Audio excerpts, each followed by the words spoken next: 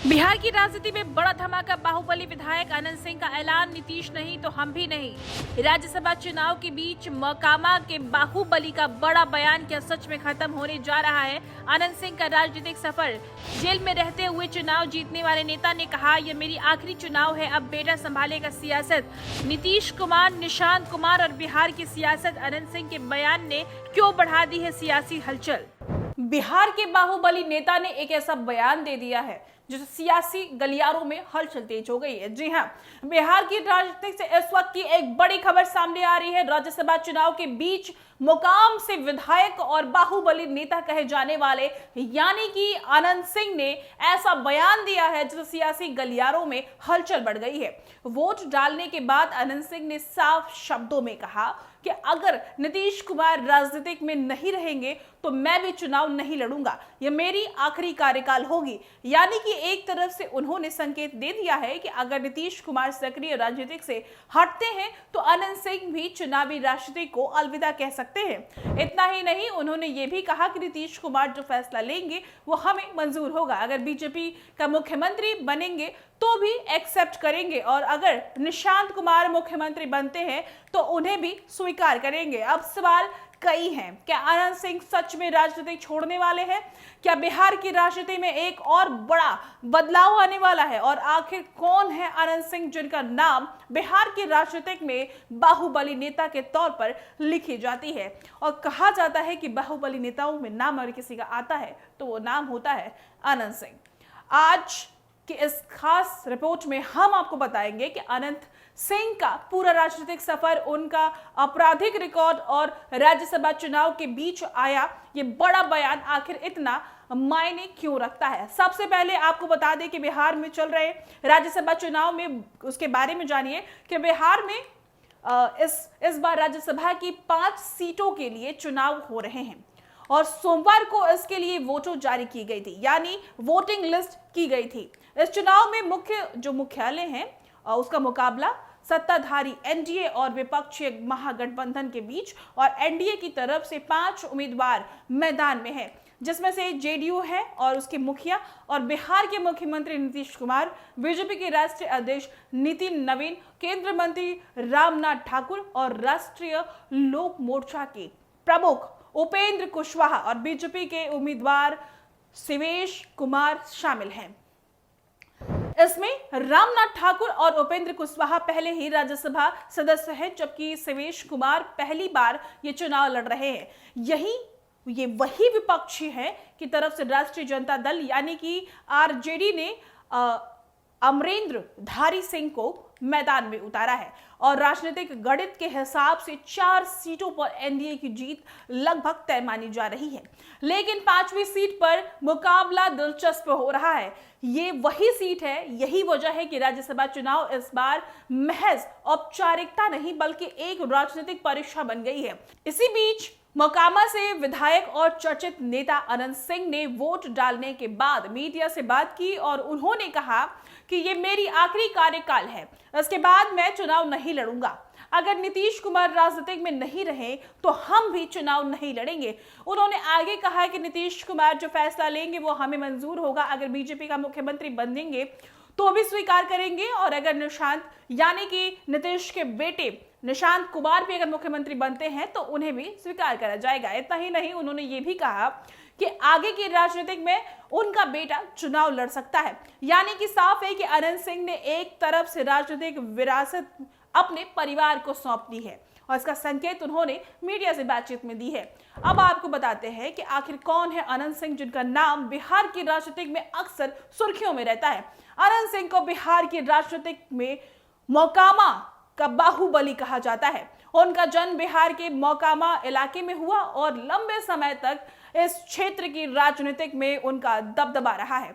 उनकी छवि हमेशा से एक मजबूत और दबंग नेता की रही है। अगर उनके राजनीतिक करियर की बात करें तो आनंद सिंह ने पहली बार साल 2005 में मोकामा विधानसभा सीट से चुनाव जीता था। उस समय वो जेडीयू की टिकट पर विधायक बने थे। इसके बाद 2010 में उन्होंने फिर जीत दर्ज की थी और 2015 में भी वो मोकामा से विधायक बने थे।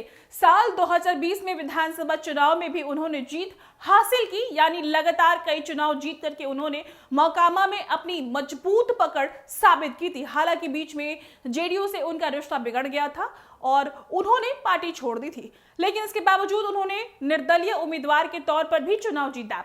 यह दिखाता है कि मोकामा में उनकी व्यक्तिगत पकड़ कितनी मजबूत है। आनंद सिंह का नाम बिहार की राजनीति में अक्सर बाहुबली नेता के रूप में और उनकी सूचियों में लिखा जाता है। उनकी छवि एक ऐसे नेता की रही है जो अपने क्षेत्र में काफी प्रभाव रखते हैं और जिनका नेटवर्क काफी मजबूत माना जाता है, लेकिन इसी के साथ उनका नाम कई आपराधिक मामलों में भी सामने आया है। अगर उनके आपराधिक रिकॉर्ड की बात करूं मैं, तो आनंद सिंह पर कई गंभीर आरोप भी लगे हैं, जिसमें हत्या की साजिश और रंगदारी और अवैध हथियार रखने जैसे मामले शामिल है, और इसके अलावा भी कई मामले हैं जो उनके ऊपर लगते आए हैं। सबसे चर्चित मामला जो रहा है वो AK-47 और ग्रेनेड बरामद होने का रहा है। केस ये साल जो है 2019 में पुलिस ने उनके घर से AK-47 राइफल और ग्रेनेड बरामद किया। फिर उसके बाद उनको गिरफ्तार किया गया और इस मामले ने पूरे बिहार में बड़ा राजनीतिक विवाद खड़ा कर दिया था। इस केस के कारण उन्हें काफी समय तक जेल में रहना पड़ा था। फिलहाल जिस मामले में आनंद सिंह जेल में बंद हैं वो है दुलार चंद यादव हत्याकांड।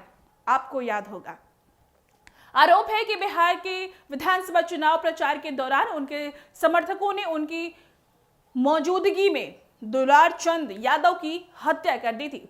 इस मामले ने पुलिस ने उन्हें गिरफ्तार किया और तब से वो जेल में हैं। हालांकि इस आरोप के बावजूद उन्होंने चुनाव भी जीता था, जो ये दिखाता है कि उनके क्षेत्र में उनका प्रभाव अभी भी मजबूत है। बिहार की राजनीतिक में ये पहली बार नहीं है कि किसी नेता ने जेल में रह करके और रहते हुए वहां से चुनाव जीता हो, लेकिन आनंद सिंह का मामला इसीलिए खास है क्योंकि गंभीर आरोप और जेल में रहने के बावजूद भी उन्होंने मोकामा सीट से जीत हासिल की थी। यह दिखाता है कि उनके समर्थक का जो आधार अभी भी मजबूत है।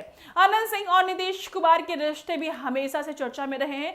कभी वो नीतीश कुमार के करीबी माने जाते हैं, लेकिन बाद में दोनों के बीच दूरी बढ़ गई। इसके बावजूद कई बार आनंद सिंह सार्वजनिक तौर पर नीतीश कुमार के प्रति सम्मान जताते हैं। यही वजह है कि राज्यसभा चुनाव के बीच उनका ये बयान राजनीतिक रूप से काफी महत्वपूर्ण माना जा रहा है।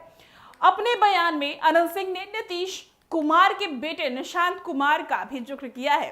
कहा है कि अगर निशांत कुमार मुख्यमंत्री बनते हैं तो उन्हें भी स्वीकार किया जाएगा। ये बयान इसलिए भी चर्चा में है क्योंकि लंबे समय से बिहार की राजनीति में ये सवाल उठता रहा है कि क्या भविष्य में निशांत कुमार राजनीतिक में कदम रखेंगे।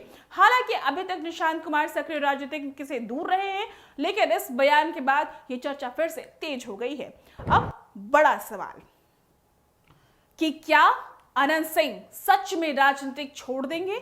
अगर ऐसा होता है तो मोकामा की राजनीति में एक बड़ा बदलाव देखने को मिल सकता है, क्योंकि पिछले लगभग 2 दशकों से इस क्षेत्र की राजनीति काफी हद तक आनंद सिंह के इर्द गिर्द ही घूमती रही है। आनंद सिंह के बयान से यह भी साफ संकेत मिल रहा है कि अब वो अपनी राजनीतिक विरासत परिवार को सौंपना चाहते हैं और भविष्य में उनका बेटा चुनाव लड़ सकता है।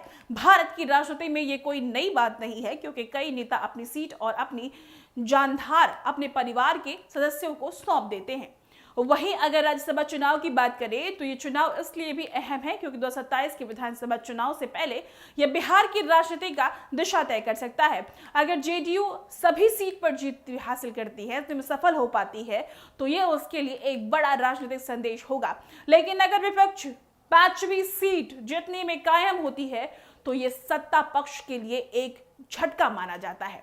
कुल मिलाकर के अगर मैं बात करूं तो बिहार में राज्यसभा चुनाव के बीच आनंद सिंह का बयान सियासी हलचल बढ़ाने वाला है।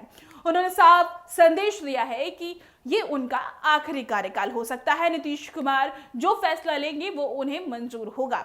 आगे की राजनीति में उनका बेटा चुनाव लड़ सकता है। अब देखना होगा कि ये बयान सिर्फ एक राजनीतिक संदेश था या फिर बिहार की राजनीति में किसी बड़े बदलाव की शुरुआत है। फिलहाल बिहार की सियासत में ये बयान चर्चा का बड़ा विषय बन चुका है और आने वाले समय में इसके राजनीतिक मायने और भी साफ हो सकते हैं। फिलहाल अनंत सिंह बाहुबली नेता मोकामा से जाने जाते हैं। आपको क्या लगता है कि उनके बेटे भी वही दबदबा कायम कर पाएंगे जो अनंत सिंह का था? क्या वो भी एक बाहुबली नेता के रूप में जाने जाएंगे? फिलहाल इस पूरे मुद्दे पर क्या होगा ये तो हम आगे चर्चा करेंगे। आप अपनी राय कमेंट में जरूर साझा कीजिएगा। ऐसे के साथ आप देख रहे थे हेडलाइन फोकस। मैं थी आपके साथ अनुप्रिया।